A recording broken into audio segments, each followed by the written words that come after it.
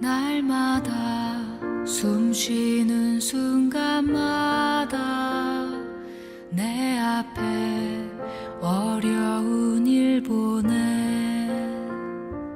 주님 앞에 이 몸을 맡길 때 슬픔 없네 두려움 없네 주님의 그 자비로운 손길 항상 좋은 것 주시도다 사랑스레 아픔과 기쁨을 수고와 평화와 안식을 할렐루야. 오늘도 하나님의 말씀으로 하루를 시작하는 여러분을 사랑하고 축복합니다. 무엇인가 무너진 곳에는 다시 세우는 재건의 모습이 보이지요. 무너졌다는 사실에 슬픔도 있지만 다시 세운다는 기쁨도 있습니다. 1945년 해방 이후 폐허가 된 서울 도심에 누군가는 다시 교회를 일으켜 세웠습니다. 종로 5가에 세워진 승동교회. 그곳은 일제강점기에도 복음을 지켰던 그 믿음의 사람들이 해방 이후에도 자리를 지켰던 곳입니다. 무너진 도시와 무너진 삶 가운데 누군가는 다시 자리를 지켰기에 신앙이 이어졌고 오늘 우리가 복음을 들을 수 있는 길을 열었습니다. 오늘 본문은 바벨론 포로에서 돌아온 백성들이 예루살렘에 다시 정착하며 하나님의 집을 섬기기 위해 준비되는 내용을 다루고 있습니다. 단순한 족보 이야기가 아니라 무너졌던 자리를 하나님의 은혜로 회복해가는 이야기가 시작되는 장면이죠. 함께 묵상한 하나님 말씀은 역대상 9장 1절로 34절까지입니다. 온 이스라엘이 그 계보대로 계수되어 그들은 이스라엘 왕조실록에 기록되니라. 유다가 범죄함으로 말미암아 바벨론으로 사로잡혀 갔더니 그들의 땅 안에 있는 성읍에 처음으로 거주한 이스라엘 사람들은 제사장들과 레위 사람들과 느디님 사람들이라. 유다 자손과 베냐민 자손과 에브라임과 므낫세 자손 중에서 예루살렘에 거주한 자는 유다의 아들 베레스 자손 중에 우대이니 그는 암미후세 아들이요 오므리의 손자요 이므리의 증손이요 바니의 현손이며 실로 사람 중에서는 맏아들 아사야와 그의 아들들이요 세라 자손 중에서는 여우엘과 그 형제 690명이요 베냐민 자손 중에서는 하스누아의 증손 호다위아의 손자 무술람의 아들 살루요 여로함의 아들 이브느야와 미그리의 손자 우시의 아들 엘라요 이브니야의 증손 르우엘의 손자 스바디아의 아들 무술람이요 또 그의 형제들이라. 그들의 계보대로 계수하면 956명이니 다 종족의 가문의 우두머리들이더라.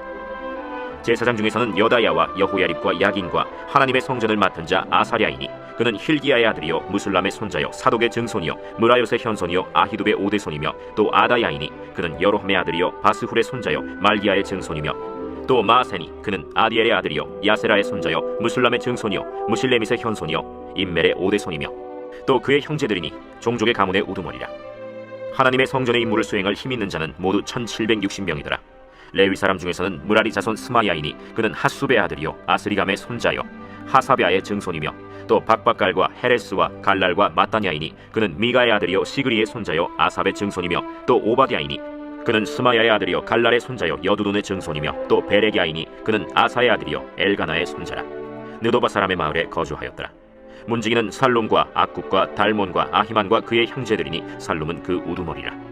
이 사람들은 전에 왕의 문 동쪽 곧 레위 자손의 진영의 문지기이며 고라의 증손 에비아삽의 손자 고레의 아들 살룸과 그의 종족 형제 곧 고라의 자손이 수종드는 일을 맡아 성막 문들을 지켰으니 그들의 조상들도 여호와의 진영을 맡고 출입문을 지켰으며 여호와께서 함께 하신 엘르아살의 아들 비느하스가 옛적에 그의 무리를 거느렸고 무셀레미아의 아들 스가랴는 회막 문지기가 되었더라.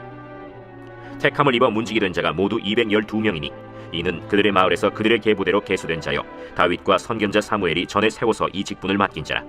그들과 그들의 자손이 그 순찰을 쫓아 여호와의 성전 곧 성막 문을 지켰는데 이 문지기가 동서남북 사방에 섰고 그들의 마을에 있는 형제들은 이레마다 와서 그들과 함께 있으니 이는 문지기의 우두머리 된 레위 사람 넷이 중요한 직분을 맡아 하나님의 성전 모든 방과 곳간을 지켰습니다. 그들은 하나님의 성전을 맡은 직분이 있으므로 성전 주위에서 밤을 지내며 아침마다 문을 여는 책임이 그들에게 있었더라. 그 중에 어떤 자는 섬기는 데 쓰는 기구를 맡아서 그 수효대로 들여가고 수효대로 내오며 또 어떤 자는 성소의 기구와 모든 그릇과 고운 가루와 포도주와 기름과 유향과 향품을 맡았으며 또 제사장의 아들 중에 어떤 자는 향품으로 향기름을 만들었으며 고라 자손 살룸의 맏아들 맏디디아라 하는 레위 사람은 전병을 굽는 일을 맡았으며 또 그의 형제 그핫 자손 중에 어떤 자는 진설하는 떡을 맡아 안식일마다 준비하였더라. 또 찬송하는 자가 있으니 곧 레위 우두머리라. 그들은 골방에 거주하면서 주야로 자기 직분에 전념함으로 다른 일은 하지 아니하였더라. 그들은 다 레위 가문의 우두머리이며 그들의 족부의 우두머리로서 예루살렘에 거주하였더라. 역대상 9장은 두 부분으로 나뉘어집니다. 포로에서 돌아온 유다 백성들의 명단에 대한 이야기와 성전에서 섬기는 제사장, 레위인, 문지기들과 같은 사람들의 이름과 역할에 대한 내용입니다. 이 장은 역대기 전체에서 중요한 전환점이고 회복의 서막을 알리는 부분입니다. 포로기 이후 하나님의 백성들이 다시 예루살렘에서 하나님을 섬기기 위해 세워지고 있다는 메시지가 담겨져 있습니다. 이 본문은 하나님의 언약이 심판 중에도 끊어지지 않았음을 보여줍니다. 또한 예배 중심의 공동체가 회복되어지는 그 일이 하나님의 백성들에게 얼마나 중요한지에 대해서 알려줍니다. 사람들은 하나님의 인도하심 이전에 어떤 모습으로 있었을까요? 어떤 일을 겪어야 했을까요? 1절입니다. 온 이스라엘이 그 계보대로 계수되어 그들은 이스라엘 왕조실록에 기록되니라. 유다가 범죄함으로 말미암아 바벨론으로 사로잡혀갔더니. 아멘. 하나님은 자기 백성 하나하나를 기억하십니다. 물론 이전에 유다가 범죄함으로 포로가 되었습니다. 그러나 하나님은 여전히 그들의 이름을 기억하시고 회복의 때를 준비하신 것입니다. 하나님의 심판은 끝이 아니죠. 연단 이후에는 다시 세우시는 은혜를 주십니다. 사람들은 실수하고 넘어져도 하나님은 자신의 언약을 결코 잊지 않으십니다. 사랑하는 성도 여러분, 비록 우리가 온전치 못하여 범죄한 가운데 있다 할지라도 하나님은 우리를 기억하심을 믿으시나요? 우리는 때로 우리의 어려운 처지를 그저 한탄만 할 때가 있습니다. 그러나 대부분 우리의 잘못으로 인한 경우가 많이 있지요. 바라기는 우리의 연약함 속에서도 우리를 기억하시는 하나님 앞에 그분을 의지함으로 간구함으로 나아가기를 힘쓰는 복된 하나님의 자녀들 되길 간절히 소원합니다. 하나님은 그 백성을 잊지 않으시고 돌이키십니다. 이 일에 있어서는 어떤 방식으로 어떤 이들을 우선으로 할까요? 2절입니다. 그들의 땅 안에 있는 성읍에 처음으로 거주한 이스라엘 사람들은 제사장들과 레위 사람들과 느디님 사람들이라.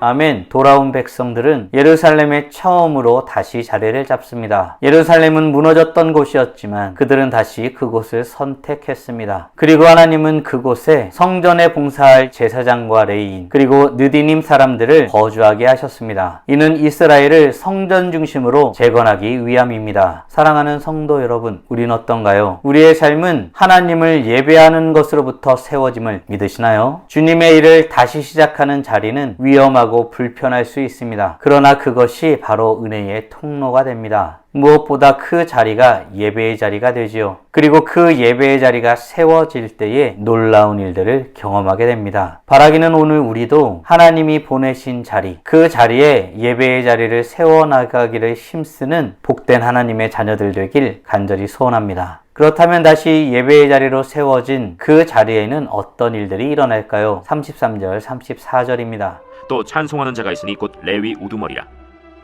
그들은 골방에 거주하면서 주야로 자기 직분에 전념함으로 다른 일은 하지 아니하였더라. 그들은 다 레위 가문의 우두머리이며 그들의 족부의 우두머리로서 예루살렘에 거주하였더라.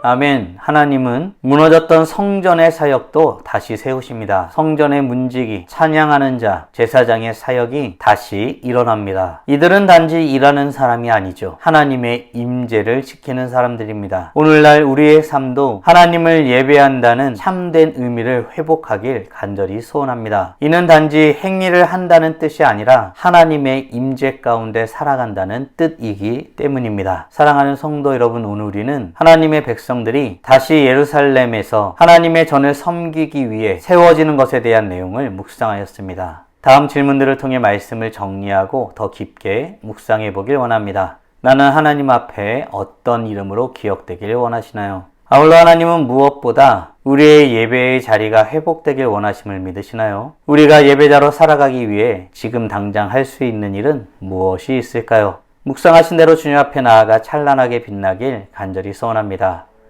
다 함께 기도하겠습니다. 살아계신 하나님 감사합니다. 오늘도 복된 날 허락하여 주시고 포로 생활을 하다가 돌아온 이스라엘 백성들이 다시 한번 예배의 공동체로 세워지는 그 놀라운 일들을 묵상케 하심에 감사드립니다. 말씀을 통하여서 확인하였던 것처럼 유다도 자신의 잘못으로 인하여 범죄함으로 인하여 멸망하였다가 다시 회복시키시는 하나님의 은혜를 누렸습니다. 우리의 삶의 대부분은 우리가 여호와 하나님의 뜻을 좇지 아니하고 우리가 원하는 것을 쫓아 행하다가 주님의 뜻을 온전히 이루지 못함으로 살아가다가 주님의 심판 가운데 놓여졌을 때가 너무나 많은 것을 보게 됩니다. 하나님, 그러나 우리가 간절히 소원하기는 우리의 이름이 여호와 하나님 앞에 온전함을 쫓아 주님을 찾고 갈망하는 이로서의 이름으로 기억되길 원하오니 더욱 주님을 찾고 갈망하는 이로 주님 앞에 설 수 있도록 넘치는 은혜로 우리에게 부어 주시옵소서. 뿐만 아니라 우리의 삶의 가장 중요한 것이 예배의 자리가 회복되어지는 것임을 다시 한번 묵상하며 나아갑니다. 주님을 예배하는 일에 힘써 행하는 하나님의 자녀들 되게 하여 주시옵소서. 이로써 찬란하게 빛나게 하여 주시고 오늘도 주님과 함께 살고 이웃과 함께 살아 우리의 삶을 통해서 영광 돌리게 하여 주시옵소서. 이 모든 말씀 우리 주 예수 그리스도의 이름으로 기도드리옵나이다. 아멘.